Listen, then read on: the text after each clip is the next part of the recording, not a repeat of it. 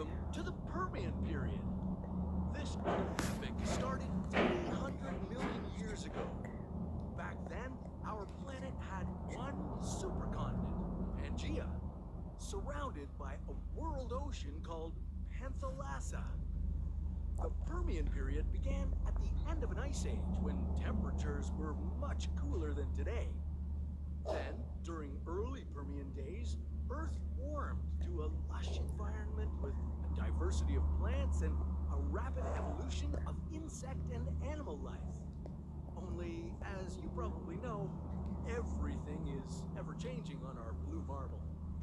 Over the next 50 million years, Earth kept growing hotter and drier. Eventually, the most deadly event in the history of our planet wiped out nearly everything that ever lived here. Scientists call this event the Great Dying, and it was the most catastrophic mass extinction event the Earth has ever seen. And the Earth has seen 5 of them. But before we get to all this doom and gloom, let me take you on an epic journey back in time. Here in the Permian period, some of the most incredible species that roamed our young planet are about to emerge.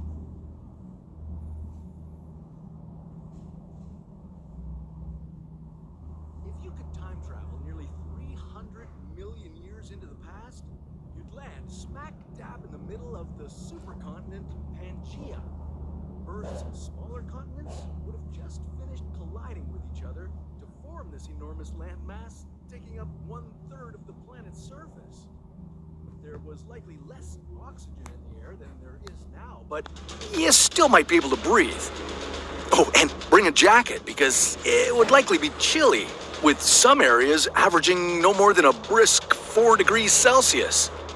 But don't worry, things will soon start heating up. By the end of the early Permian, the Ice Age was on its way out, and Pangaea was becoming a lush world. Plants and animals started to thrive. This was a volcanic world. Violent eruptions changed the climate, shaped the landscape, and paved the way for evolution.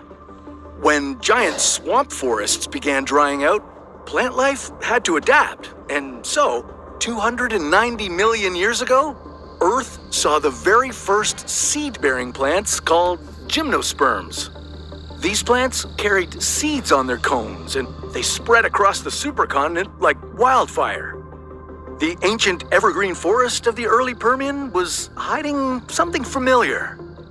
Just like today, you could find cicadas and beetles piercing and sucking on the plants, and the cutest of them all, cockroaches.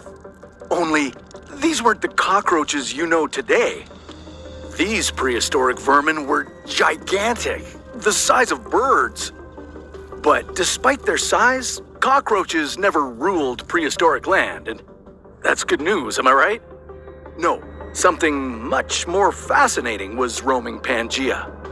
The now extinct ancestor of primitive mammals, Dimetrodon.